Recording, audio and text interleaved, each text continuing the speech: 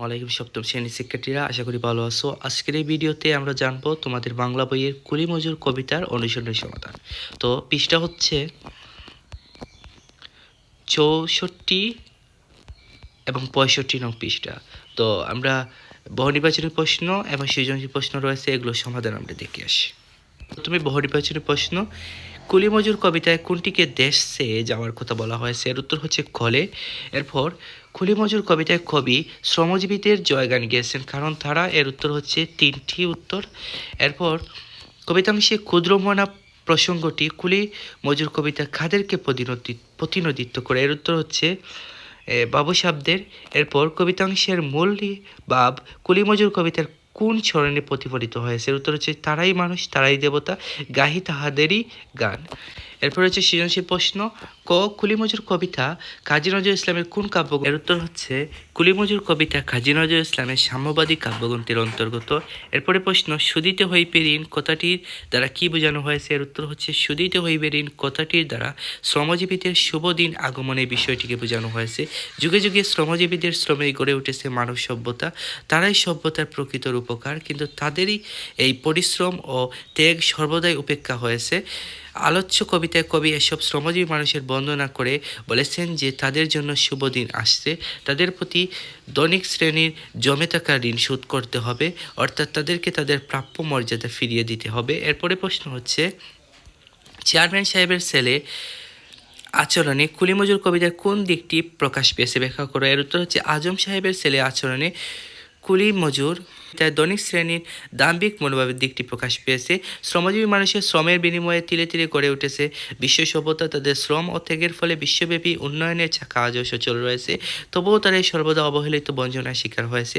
উদ্দীপকের চেয়ারম্যান সাহেবের ছেলে আচরণে নিজ শ্রেণীর মানুষের প্রতি অবহেলার মনোভাব প্রকাশ পেয়েছে। উদ্দীপকের চেয়ারম্যান সাহেবের ভালো মানুষ হিসেবে পরিচয় হলেও তার ছেলে দাম্ভিক ও অত্যাচারী, সে বাড়ির কাজের লোক ও আশেপাশের দরিদ্র খেটে খাওয়া মানুষের তুচ্ছ তাচ্ছিল্য করে তাদের সাথে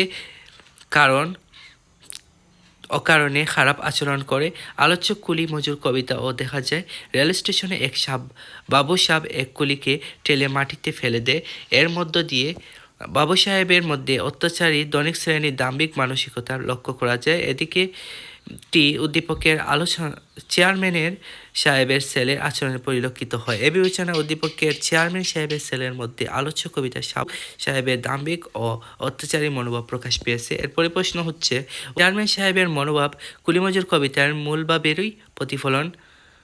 মন্তব্যটি বিশ্লেষণ করা। এর উত্তর হচ্ছে শ্রমজীবী মানুষের বন্দনা করার প্রেক্ষাপট বিচারে বৈষ্ণোক্ত মন্তব্যটি যথার্থ। শ্রমজীবী শ্রেণীর সভ্যতার মূল চালিকা শক্তি।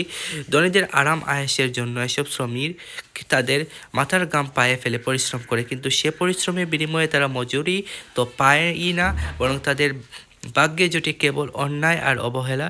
এখন সময় এসেছে তাদের শ্রমের স্বীকৃতি দেওয়ার। কুলি মজুর কবিতাটি মূলত শ্রমজীবী মানুষের বন্দনাগাথা। এ কবিতায় কবি খেটে খাওয়া মানুষের জয়গান গেয়েছেন। যুগ যুগ ধরে শ্রমজীবীদের ত্যাগের মহিমায় রচিত হয়েছে সভ্যতার অগ্রযাত্রা ইতিহাস, কিন্তু সেই শ্রমের মর্যাদা তারা কখনোই পায়নি। তাই কবি মনে করেন সভ্যতার প্রকৃত রূপকার এই শ্রমিকদের এখন জেগে ওঠার দিন এসেছে, তারা আজ নিজেদের অধিকার আদায়ে সচেষ্ট হবে। তাই কবি তাদের জয়গান গেয়েছেন, বর্ণনা করেছেন তাদের অস্মরণীয় অবদানের কথা। উদ্দীপকে চেয়ারম্যান সাহেব কুলি মজুর কবিতা কবির মতোই একজন সচেতন মানুষ।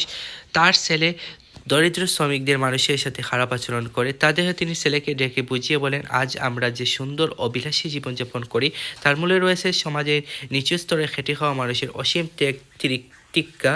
অর্থাৎ দেখা যাচ্ছে কুলি মজুর কবিতায় কবি যেভাবে শ্রমজীবী মানুষের বর্ণনা করেছেন, উদ্দীপকের চেয়ারম্যান সাহেবের কথায়ও সেই একই সুর ধ্বনিত হয়েছে। তাই বলা যায় উদ্দীপকের চেয়ারম্যান সাহেবের মনোভাব কুলি মজুর কবিতার মূল ভাবেরই প্রতিফলন। শিক্ষার্থীরা, আজ এই পর্যন্ত। বাংলা বইয়ের আর কোন অধ্যায়ের সমাধান পেতে চাও এই ভিডিওর কমেন্ট বক্সে জানিয়ে দাও।